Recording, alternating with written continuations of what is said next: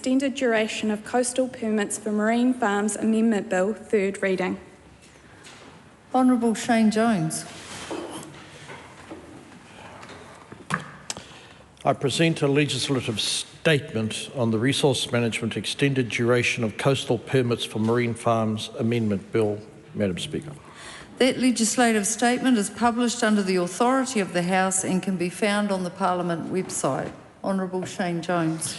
I move that the Resource Management Extended Duration of Coastal Permits for Marine Farms Amendment Bill be now read a third time.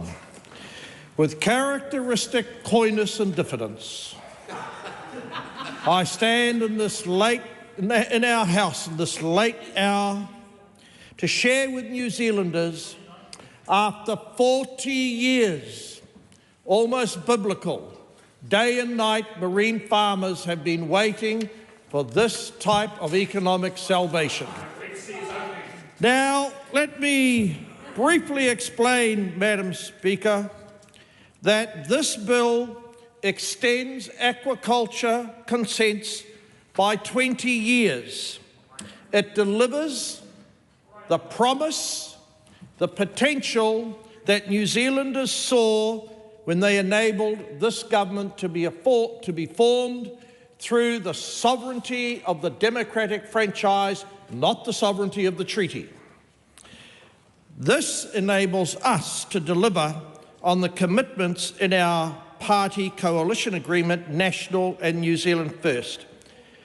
The bill is designed to practically remove obstacles and impediments that thwart entrepreneurialism and drain the confidence of Kiwis who take a punt, go into debt and create businesses, build jobs in the scattered coastal hamlets of New Zealand.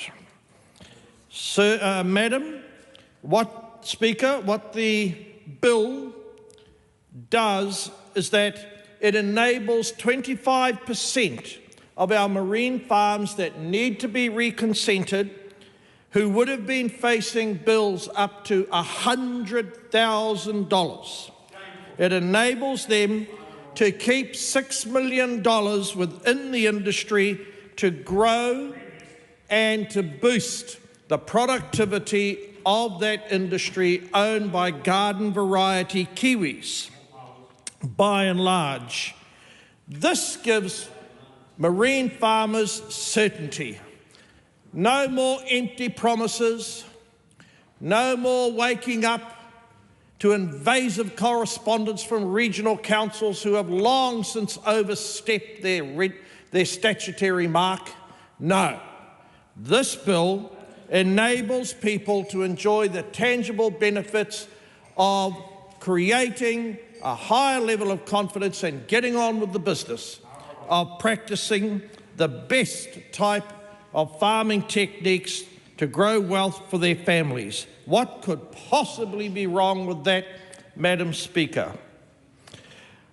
Of course, 2050 under this bill is the point in the future where current holders of consents will need to come back and reapply.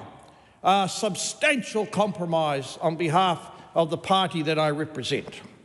My preference was for perpetual consents because it's important that we give long-time multi-generational confidence, given that a substantial amount of the marine farming industry is owned by the tangata whenua.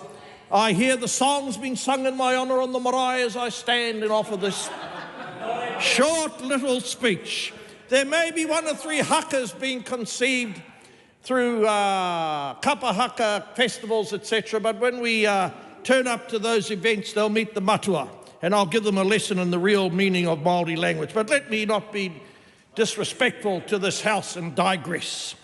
Of course, there is controversy generated by falsehoods by a number of the commentators of this bill.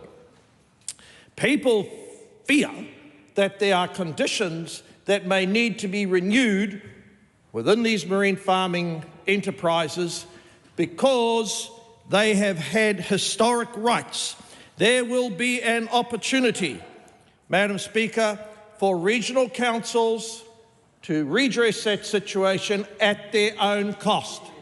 We are not having any more indiscriminate, loose imposition of taxes on our enterprises for precious little return. And of course, in the event, Madam Speaker, that a regional council does want to poke its nose into the affairs of legitimate, God-fearing businesses running marine farms, they must get the permission of the Director General of MPI, i.e. Fisheries. Now, this doesn't mean we're compromising localism, but as we are seeing, Madam Speaker, too many regional councils are pretending that they have the sovereignty of the nation, such as the Otago Regional Council. Soon they are to learn the sovereignty is with Parliament, not these scattered, ill-informed individuals in regional New Zealand. I will meet them in my regional summits as I move around the country spreading the gospel of growth. Now, I must come back, Madam Speaker, as we draw this speech to an end, to acknowledge the work carried out by the officials, to acknowledge the work of the Select Committee members, because we're now at a point where trade-off is necessary. Yes, we do want positive environmental outcomes, but at the same time, we must have economic resilience in the provinces of New Zealand, and we'll get that by giving greater certainty to the people who hold rights. I only hope we can emulate this modest level of improvement in the water management system of New Zealand as well. Of course, we'll get to that point in the very near future. The Chair, Mark Cameron, very quiet, thoughtful. It's quite extraordinary. He comes from the same part of New Zealand that I do. A very judicious member of Parliament. We need to acknowledge the work progressing the bill through. And I say to the other side of the House, yes, we have our differences, but surely we all share the need to create outcomes in these benighted parts of New Zealand where this is often the only industry that is capable of rapid growth and expansion. Farming, salmon, oysters. In fact, I had 24 oysters yesterday. Unfortunately, I do not suffer gout, and I can assure you I am practising at a biological level the intent of this bill.